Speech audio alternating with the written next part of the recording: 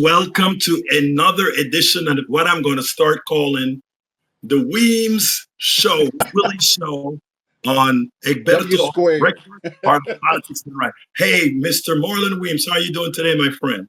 I'm doing great. As I said earlier, this is getting into my wheelhouse. So, unfortunately, on the bad side, in terms of what I kind of know a little bit about.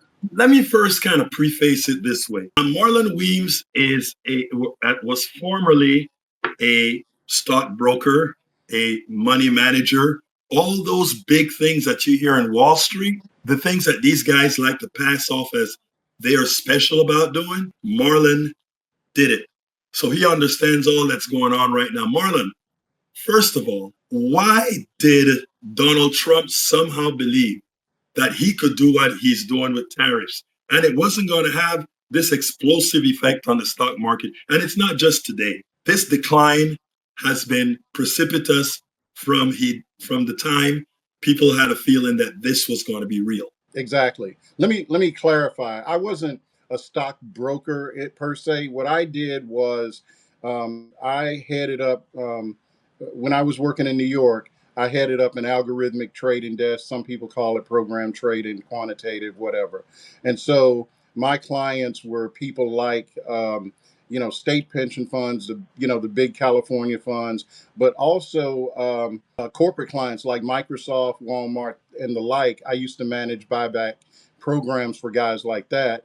So, a pretty big cross section of like what I would call global market participants, right? Now, to answer your question, Egberto, scholars are going to be asking, trying to figure that out probably for decades because none of this makes any kind of sense unless you're in like a delusional bubble, like people, mega centric people tend to be in look, we all have our bubbles that we're in, this being one of them, but some bubbles have better information or more reality in them than others. And these people are operating in a world where up is down and left is right and nothing makes sense. And then what happens is they convince themselves that they know what they're doing.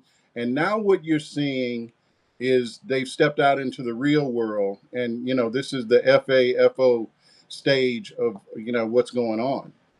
Sadly, these are people that are less than mediocre. The entire from Trump right down to his administration, these are people that are less than mediocre. In order to cover that, they in an infantile manner try to make themselves believe that some of their problems was caused by diversity, equity, and inclusion, not realizing that they are the result of us not having a strong implementation of diversity, equity, and inclusion, because that kind of mediocrity or below mediocrity could only exist if all the participants in our country were not given that opportunity to actually excel. Now, what we have, or, you mentioned something there, Marlon, that is so important. You said they have started to believe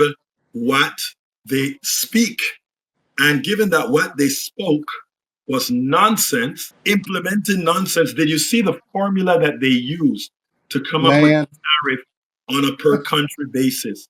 It is yeah. important for Americans to understand the ineptitude, the lack of seriousness that we are looking at in this entire process. It is when I ran across that this morning, and it appears that somebody just dropped this in the chat by GPT, and it's. I told my wife this morning. I started off by saying this is a bunch of C-level students, and I actually stopped myself because the C-level student is still that's a passing grade. These I am guys are sorry, not this C, is these are level not C-level students we're dealing with.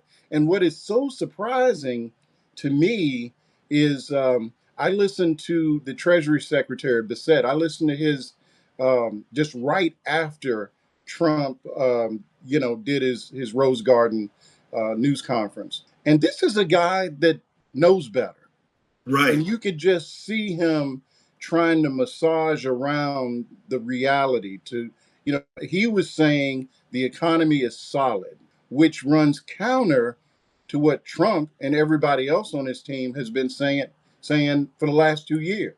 He continued by saying, well, the reason the Mag 7 stocks are going down is really because of DeepSeek, this AI system, out of China that surprised everybody. But that was, what, a month ago? Okay. Well, how do you explain today? And the reason the tech sector it seems to be a surprise to them, but where do they think all these chips are coming from? Where do they think all the technology comes from that guys in the tech sector are using?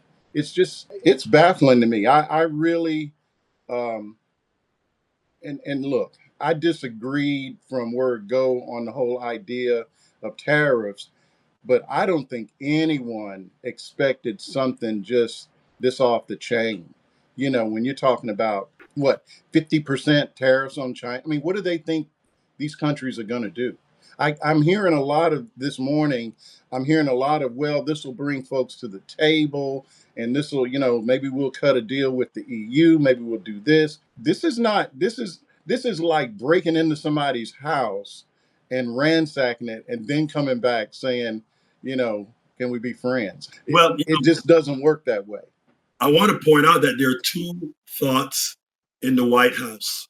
One is that because Donald Trump needs to raise a whole lot of money for reconciliation, and it has to be done within the budgetary process, not Right. creating new laws, that the only way that can be done is by deep cuts to Medicare or Medicaid, deep, and finding some other source of revenue, meaning cutting a lot of other things off. Here's the kicker. They figured, and this is where you talk about C-level thinking. Not even a C-level person thinks this way. This is where they believed that, well, you know what? If this tariffs work, even if we're not going to hold on to it, if just for the budgetary process, we have tariffs on for 4 months going, that we are going to give the impression that if assuming these tariffs stays at this level and assuming the purchasing stays at this level, that we will bring in X amount of dollars into the treasury. And bringing in X amount of dollars in the treasury and multiplying that over time, that gives them the legal realm under the where cloture is not needed for what they need to do in the Senate, which gives them this big budgetary tax cut that they're looking for, even if it's going to blow up in their face, even if after 4 or 5 months they say, okay, to hell with the tariffs. But the law is already in the books, So there's a whole lot of trickery that is going on here. And you putting tariffs on today can make the numbers look better because you're not going to say I'm taking the tariffs off in 5 or 6 months. But the next thought process that's in the White House is that, wait a minute, if we coerce the foreign countries into not retaliating severely on these tariffs, this is a new way of funding our government, like back in 19 whatever on Well, that's tariffs. why he's saying he wants to get rid of the income tax. Here you go. Here you go. But the truth of the matter is when you look at the amount we collect in taxes versus the tariff rate that you would require based on the total amount of products that we import, right. it's 25% of our budget. So it's But this you're using math, though, Egberto. that's They're not using like real. Remember we were kids. They had that new math. Well, this is the new math because it's not even adding up. Okay, so let's just say, and it was really interesting because Bissett actually kind of went down that road yesterday, but it's just so transparent to somebody like me that just watches this stuff. right. He was talking about, the money that they were going to raise and talking about the reconciliation package. And he talked about every aspect of that reconciliation package except the tax cut. He never mentioned the words tax and cut. Okay. Right. And I'm sitting there listening to this guy, and it was hard for him because he, from what I can tell, is a traditional Wall Street investment guy. And he's now sucked into this world of suspended disbelief where, you got dragons and dinosaurs at the same time on Earth, and all, and man riding on dinosaurs, just crazy stuff, right? So he was talking about this, but the numbers don't add up. We're talking about a $5 trillion tax cut minimum. You got Doge over here. What are they saying they've raised so far? Well, first of all, they don't even, we don't know the math. They won't show their work, right?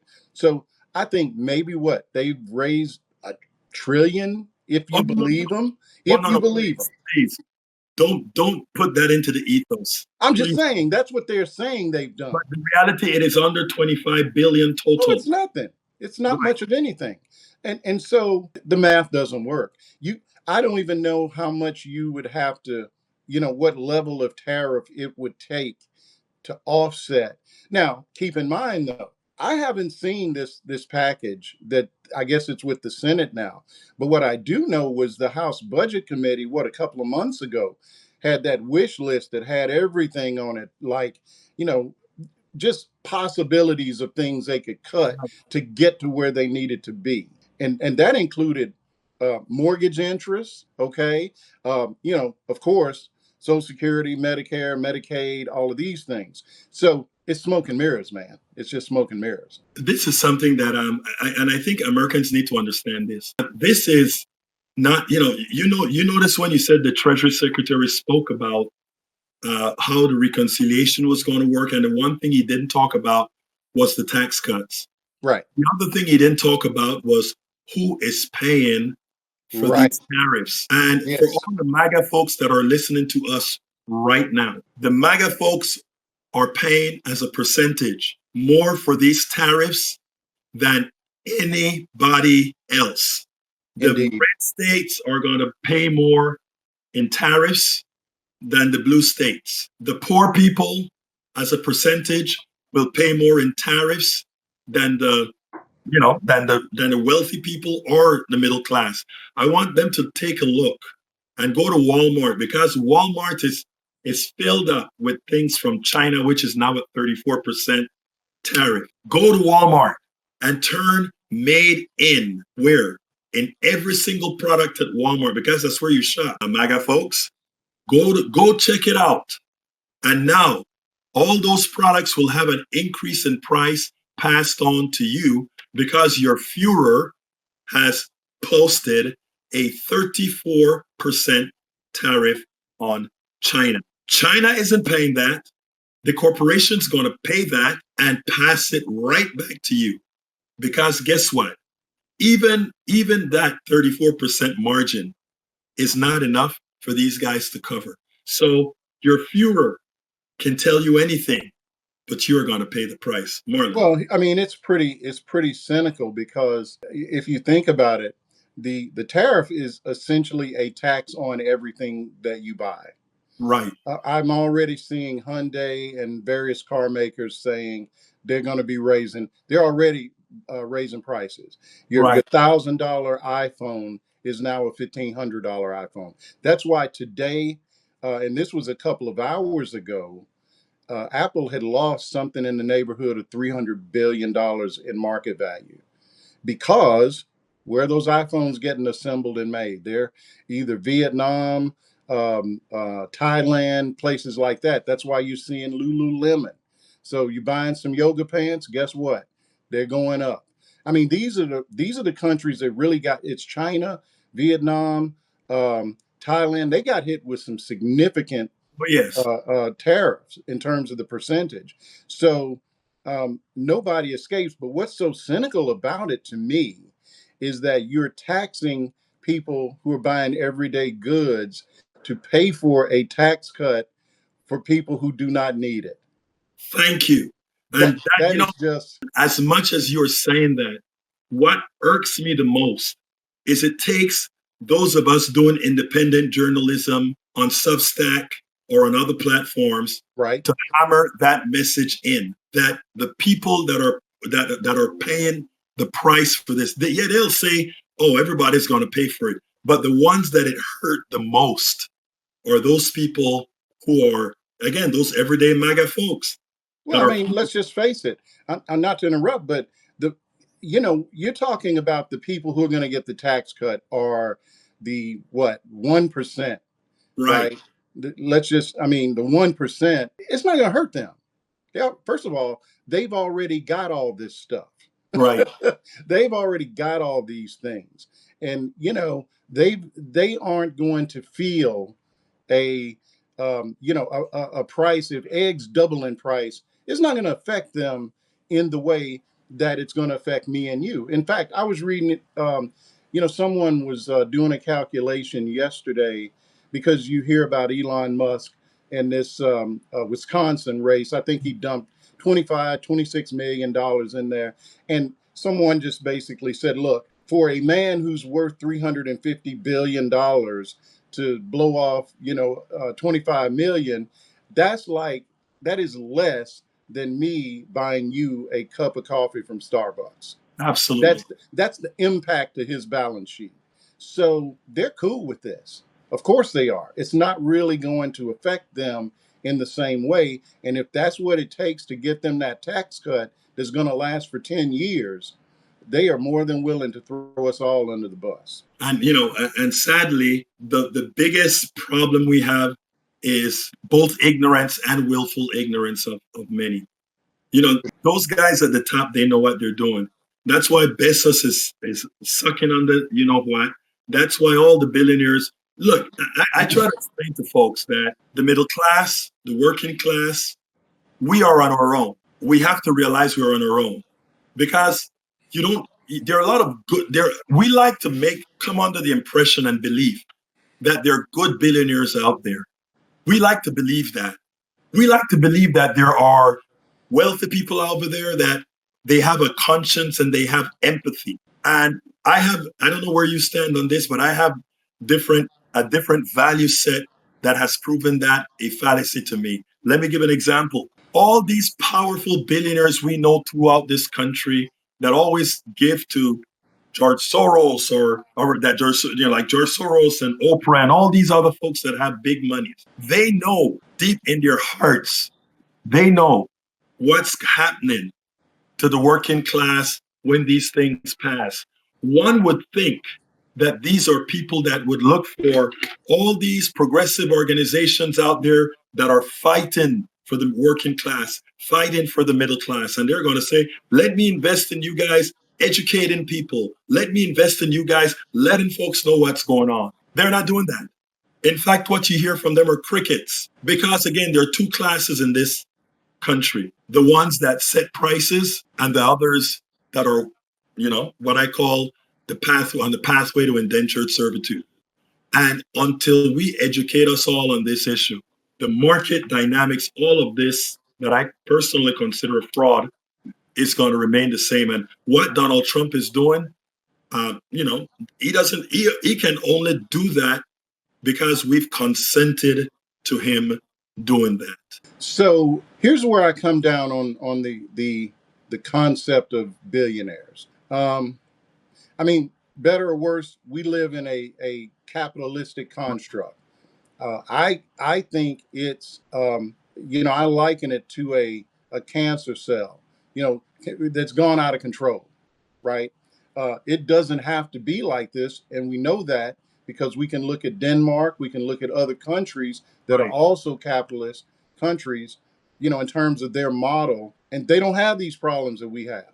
They look at us and they're wondering what the hell. I mean, so having been in finance during the time that I was in that business for 30 odd years, I have been around a few billionaires. So I'll give you a comparison. And I'm not going to say one's better than the other, but I would say what we're seeing right now, Egberto, to me, is a different type of billionaire that is different than, let's say, the Vanderbilts, the guys in the Gilded Age. And what I would say, the Rockefellers even, they at least had enough of a conscience to be concerned about their legacy. So that's why you see all these libraries and all these, these monuments to their wealth, that they at least wanted us to think highly of them. These guys do not care. Right. And I'm not saying one is better. I guess I am. I'm saying that type of billionaire, if we got to have them, is better than what we have now. Is guys that apparently have not only an unsatiable desire for more, but also they don't believe in democracy. They do not believe. You hit on the word, and I used this 2 or 3 years ago, and folks thought I was being a little hyperbolic. I wrote something, and I think the title of it was, "Welcome to your new feudal lords," and I was talking about the fact that billionaires and private equity, and this was like I think in 2021 maybe, were buying up all the land, buying up all the real estate. I was looking at Atlanta. At one point, one private equity firm owned something like 10% of all the houses in Atlanta. So these are different kind of guys, and I don't think we were prepared structurally for people not only to just accumulate just gross amounts of wealth, but also for them to be dangerous in the way that you see in Elon Musk.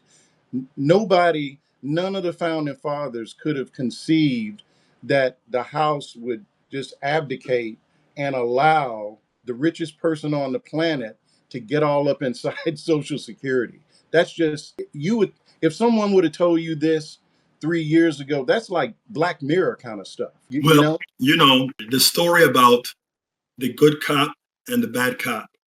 They still both cops, though. In my dealing with cops, I don't follow the good cop, bad cop thing, right? Because I think the good cop who knows about the bad cop and does nothing about it is a bad cop. Which means the billionaire who understands what the Elon Musk is doing, who understand what all these guys are doing, but they are, in order to maintain, well, and the thing about it is they don't even have to, I think there is an intrinsic fear by billionaires of the working class. And I think justifiably so, because I know you're a finance guy. I'm not. I'm just a lowly engineer. Come on, man. That's it. Listen, man, my son is in school right now, majoring in computer engineering. I won't go near his homework. Well, tell your son I love your son to death, okay? But what I'm saying is, believe in his numbers. And I've always been of the belief that if the working class realize the scam that our system many times is, the working class would rise up. And as I don't remember the name of the billionaire who came out and said, we better do things better because the pitchforks are coming up. Let me tell you a story in that regard. This was one of the early pieces that I wrote about just the plutocracy, right? So when I was working in New York, running a trading desk, Citigroup published a piece of research. It was actually part of a series that they sent out to all their high net worth clients. Right. And it was specifically on how to exploit income inequality. Right. For a long time, you couldn't find this because at some point they realized, oh, wait a minute, this is not really good. and so I actually have the research. I've had it for years. And, they talk about, all the different companies that are going to benefit. And here's the strategy. And some of the language is so just offensive. I don't mean like curse word offense. I mean, just like the way they're talking about the people on the opposite side of the inequality equation. But one thing that they do in all of these kinds of reports, they always have a section on risk. What are the risks to, that would disrupt this approach? And the one that always stuck with me, to your pitchfork analogy, and it's worded, I'm going to try to quote it. It's something like this. One of the biggest risks to this strategy is the fact that there is still one person, one vote. And at some point, those people, those other folks that don't have, are going to realize that there's way more of them than us. And they may very well basically bring us to heel. Michael Moore put that particular... He did. He sure did. His movie about healthcare. That's right. He sure Yeah, did.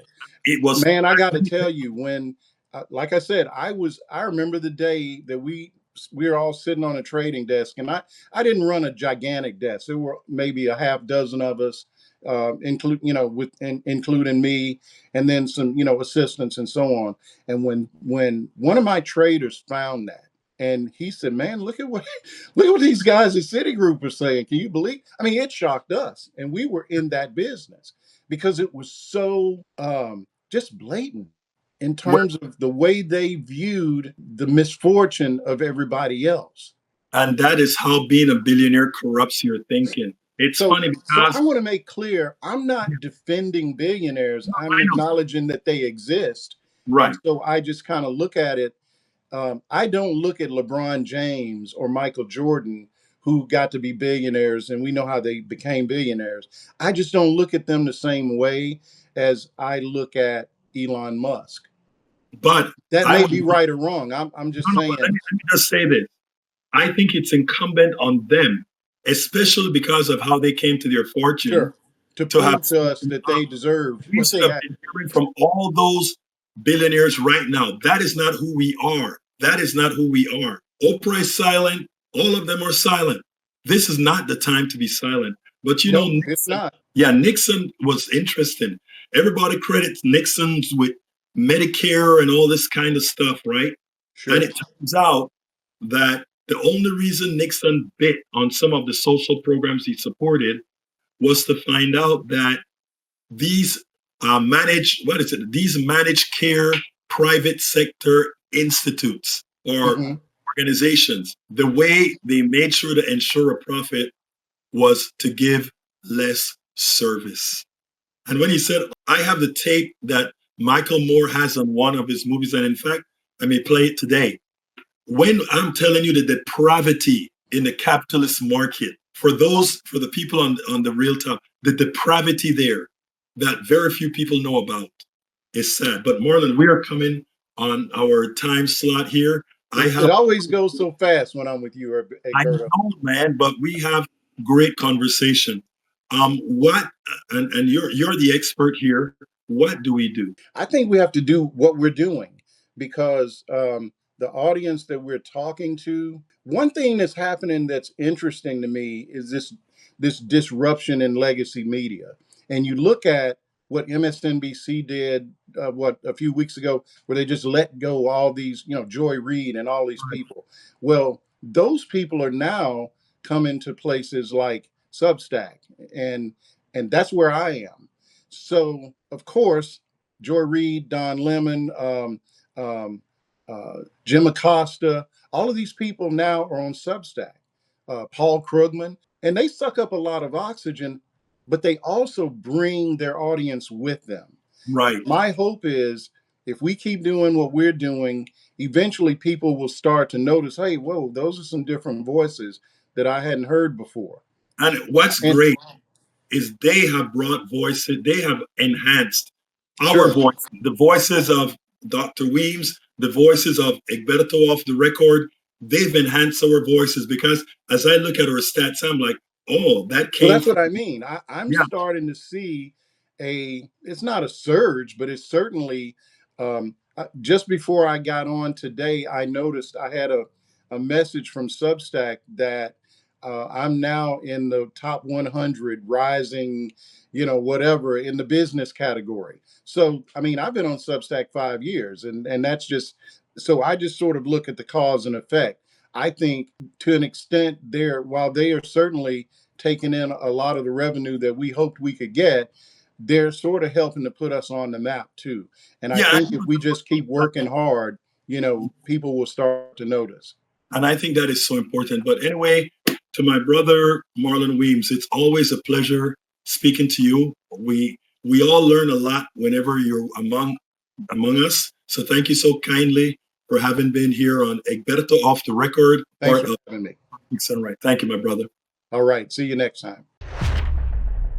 We spend a lot of time deconstructing the news, trying to parse it into a form that everybody can understand. We try to find those little nitpicks where it flies above the fray, etc. If you really like these videos that we do, I want to ask a big favor. Please go ahead, number one, subscribe to our channel, and number two, please join if you can. Thank you so kindly for watching. Keep watching. Please remember to share. We must populate the entire internet with our progressive message, a message that we know is what most Americans say that they want. So help us, please join.